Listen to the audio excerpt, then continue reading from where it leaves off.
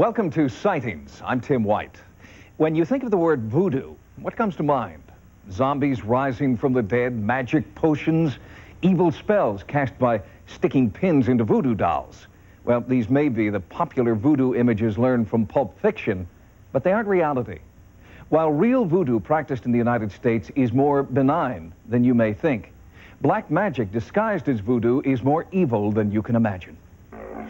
In November 1991, the law catches up with reputed Florida drug lord Romeo Mathis. For the past 4 years, many people believe Mathis has controlled a $1 million drug empire with powers he acquired through black magic. In fact, documents have been found showing Mathis targeted 58 people for spells intended to cause death. Among those allegedly cursed were a U.S. attorney, a federal judge, and a prosecutor. The black magic spells evoked by Mathis have been called voodoo. But real voodoo is not black magic. It is a complicated religion, almost completely misunderstood by the uninitiated.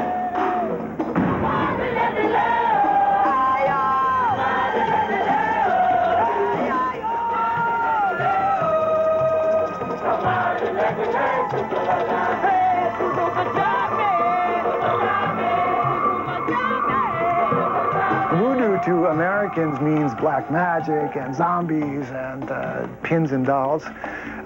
Voodoo to a scholar is the study or the observance of holy things. So the word voodoo actually means holy or sacred. Hollywood is largely responsible for the misconceptions about voodoo. And tabloid journalists have taken one of the world's oldest religions and reduced it to a series of sensational headlines. True voodoo evolved from various African religions coming together during slave trading in the 19th century on the island of Haiti.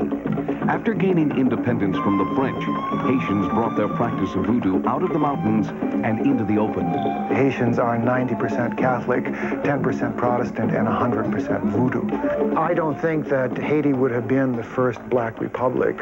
I don't think the Haitians would have achieved their independence without the religion of voodoo. Voodoo gave them solidarity, which no other institution could have given them. Today, voodoo thrives outside of Haiti, kept alive in peristyles or temples around the world. In Philadelphia, the peristyle Haitian sanctuary is just one of more than 1,000 voodoo sanctuaries in the United States.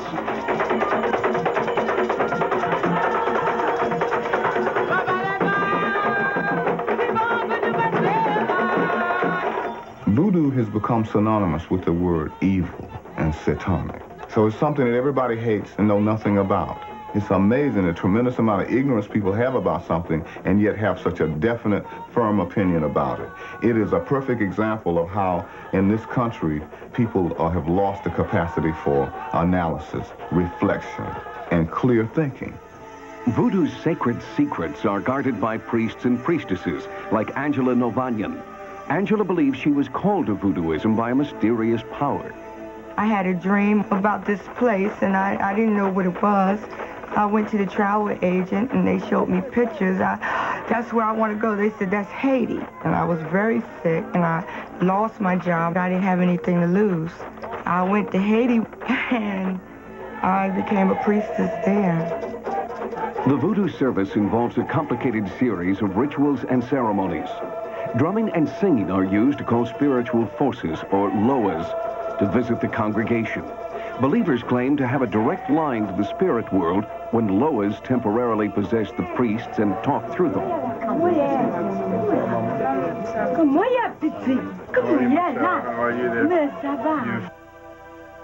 Loa possession can be sudden and, for some believers, very traumatic. The writhing body movements and altered state of consciousness are particularly disturbing the first time a practitioner is possessed. When I came out of that possession, my mother had me pinned up against the refrigerator with my arms stretched out, and she was crying, Jesus, Jesus, Jesus, Jesus, Jesus, the blood of Jesus. And then my mother said, you possessed the devil. Since possession is frequently associated with evil, it has been difficult for voodoo practitioners to convince outsiders that Loa possession is benign and, in fact, positive. The constant metaphor used in a voodoo ceremony is that the Loa are like horsemen and the worshipers are like horses. And during a voodoo ceremony, the Loa will come down and ride the backs of the worshipers the way a horseman rides a horse. It is believed that a Loa completely obliterates the personality of the priest or priestess being possessed. And sometimes that kind of total possession will affect a member of the congregation with frightening results. Anybody can become possessed, which is a danger, because not anyone can handle possession. There's a word in Haitian Creole, the word is bossal, which means wild. And if a person hasn't been properly initiated, if she or he is contacted by the energy of the Loa, is basically out of control. The first time that I got hit lightly with the possession, I was quite shocked. And I said, boy, this is a lot realer than I thought. It's so close. It's a very humbling experience. You realize that it's beyond us. Anybody who's ever seen a voodoo ceremony and isn't prepared for the phenomena of spirit possession would be, I think, shocked, perhaps upset if that person was not used to seeing people worship with their body as well as with their mind. The rituals practiced at the Peristyle Haitian Sanctuary in Philadelphia are voodoo as a religion, offering guidance, a strong sense of community spirit, and a path to spiritual enlightenment. How then did the myths about voodoo's dark side become so ingrained in popular culture? Some scholars believe it happened here in New Orleans early in this century, when voodoo was popularized, some say commercialized, by priestess Marie Laveau. One blue candle I brought as a special offering for the spirit of Marie Laveau, because blue was her favorite color, and she always wore a blue shawl. And that was the blue represented her great compassion and healing quality of the mother. All of the power structure of New Orleans came to consult with her, because as a voodoo priestess, of course, she was able to talk to the Loa. She was recognized as sort of the unofficial mayor of the city. The voodoo practiced by Marie Laveau and generations of disciples after her has been preserved in the New Orleans Voodoo Museum. But what is called voodoo here is really a mix of many traditions, including elements of black magic. New Orleans voodoo is probably the most eclectic, because people came here from all of the islands, so they brought their tradition with them. And I think this is what's wonderful about New Orleans voodoo, because it really allows you to be creative, to express yourself through spiritual means. In small shops called botanicas throughout the French Quarter, potions are available that believers claim can cast spells on people. There are love potions, money potions, even a potion thought to cause a state of waking death. Some voodoo practitioners claim zombies are human beings who have been given this hallucinogenic potion. But despite Hollywood's continuing fascination with the dark side of voodoo, practitioners of true voodoo deny the very existence of zombies.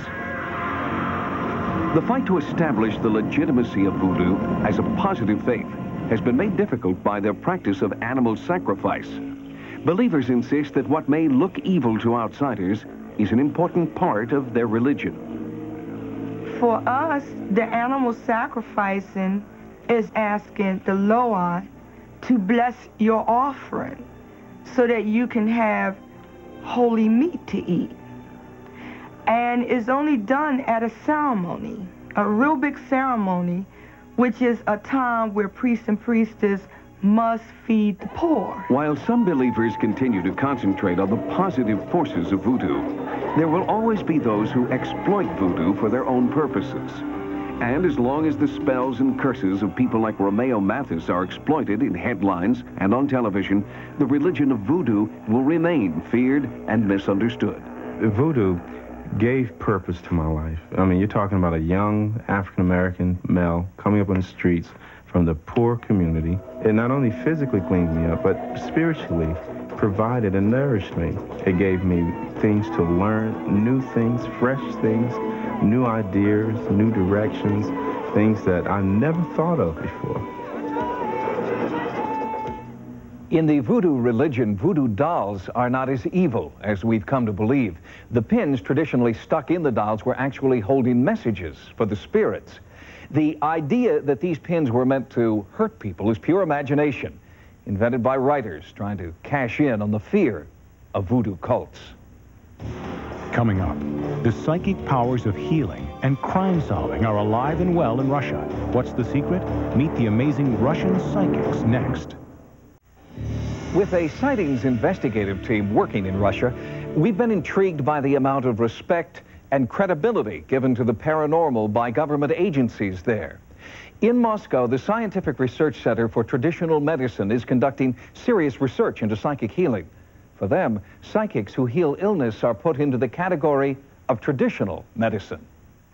Red Square continues to symbolize the heart and soul of what used to be the Soviet Union.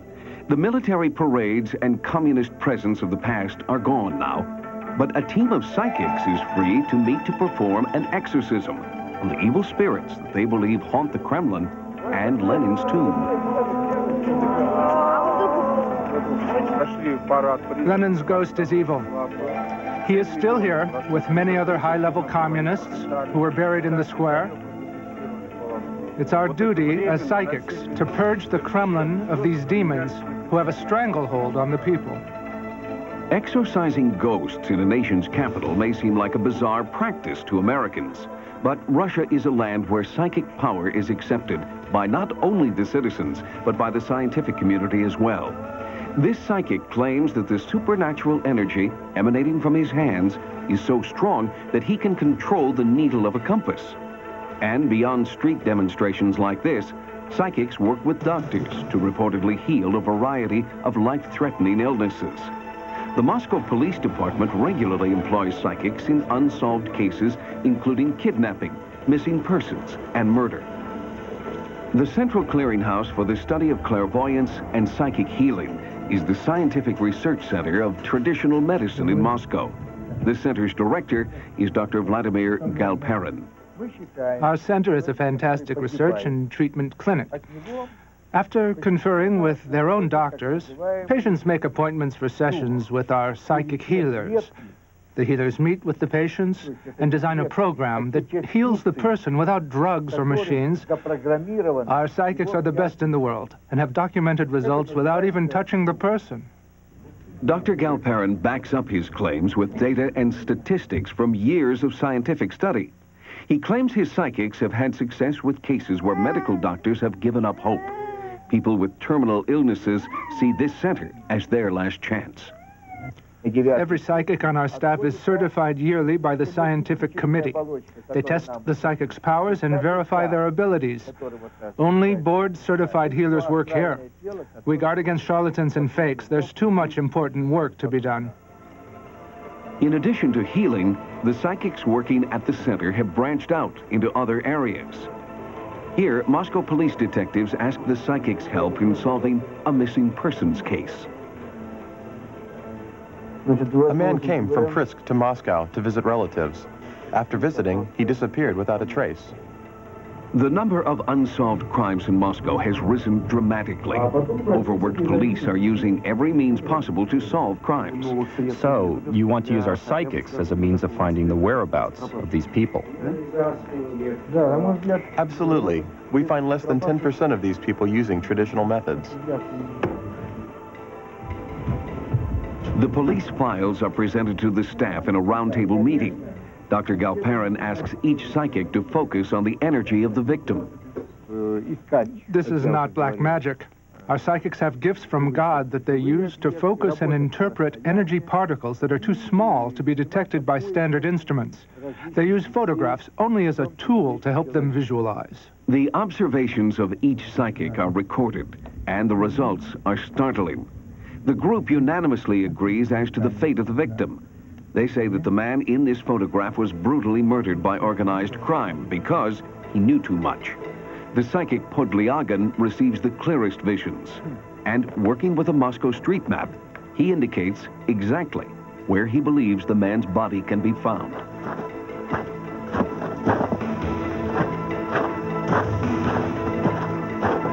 Podlyagan led police to this location, an old Russian Orthodox cemetery in East Moscow. Strangely, cemeteries are a common hiding place for murder victims in Russia. Organized crime often buries bodies under existing coffins. To pinpoint the exact location of the body in this case, Podlyagan uses divining rods, thin stainless steel pointers he believes pick up psychic energy. It's a macabre form of dowsing, designed not to find water, but bodies. Podlyagan concludes that the body is within 30 meters of this location. The group then relays their findings to police detective Mikhail Ivanovich, who has had success working with psychics in the past. I've worked many cases with Podlyagan, and I know him to be correct more than 80% of the time. The case we are currently investigating is no different. In the past, we have brought in the canine squad with a homicide detective. The team follows the lead that Podlyagan has given them. When the dog signals that something is buried, the men immediately dig. In the winter, this is a difficult process. The frozen ground can hold up an investigation. But in the past, when we've had such clear indications, it has only been a matter of time before the body was found. When a body is unearthed, it is very gruesome, as bodies that have been buried for a long time without preservatives decay very rapidly. Once the positive ID is made with police techniques, the case is closed and we can all go home. I cannot say that every case has a positive resolution, because many crimes just remain unsolved. But despite his cautious attitude, Detective Ivanovich remains hopeful that psychics, like Podlyagan, will be a successful addition to his department. During our investigation, Podlyagan believes he has located the exact location of this victim, buried directly underneath the coffin in this burial plot. At the time of our investigation, the frozen ground and a scarcity of resources forced the police to postpone digging at this site. Everything is difficult in Moscow right now. Our access to the necessary equipment is limited. We are frustrated because we would like to dig immediately, but the case must wait until spring when the ground is softer. The investigation will continue at that time. The tragedy of cases like this one takes its toll on the psychics, but they are encouraged by the healing work that they're also involved with at Dr. Galperin's research center. We have many people who want to invest in our work, and we want to teach the world about these things. It's exciting to help so many people find health. And for those we cannot save, we can at least illuminate the mystery, and with a light on mystery, we will be led to true understanding. Moscow police have now confirmed that after the spring thaw, they will dig at the site indicated by the psychic Podlyagan. The fact that the Moscow Police Department credits their psychic detectives with an 80% success rate is astounding.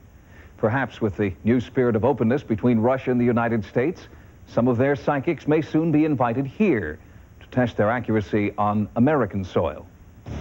Coming up next, has science discovered the cosmic secret to time travel? If you create the right kind of wormhole, you could also use it to travel through time.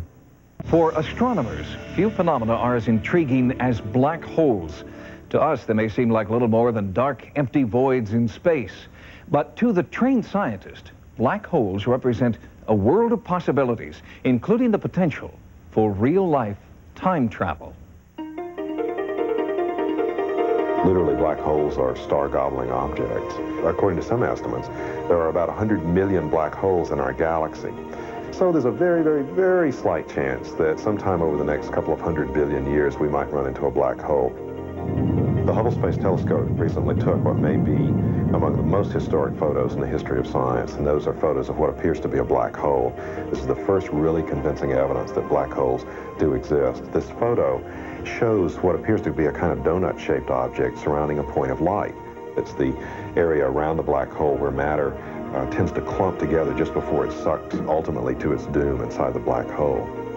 Now that these new pictures have changed black holes from scientific theory to scientific fact, space researchers are exploring the possibility that theories about time travel and interdimensional space travel could also one day be scientific fact. For years, when people looked at black holes, they thought of them as time machines. What people are talking about instead now are things called cosmic wormholes, which are special cousins of the black holes. Although it has yet to be proven, scientists are pursuing the idea that wormholes are really tears in the fabric of space. Could these holes be the intergalactic subway tunnels of the future? If you create the right kind of wormhole, you could also use it to travel through time. If time travel is possible, then why haven't we been invaded by hordes of tourists from the future? Just as black holes were once only theory, scientists hope to someday prove that time travel is also possible. And they're looking to the stars for that proof. The universe is an enormous place, and people have to remember that the numbers are definitely in favor of the possibility of the existence of life, perhaps even intelligent life on other worlds. I am very hopeful that wormholes do exist because they would create the option of being able to travel to the distant stars. If you've had a paranormal experience, our Sightings investigative team would like to know. At 1-900-740-SIGHT. Each call 75 cents a minute. Average call lasts 2 minutes, and you must be 18 years or older.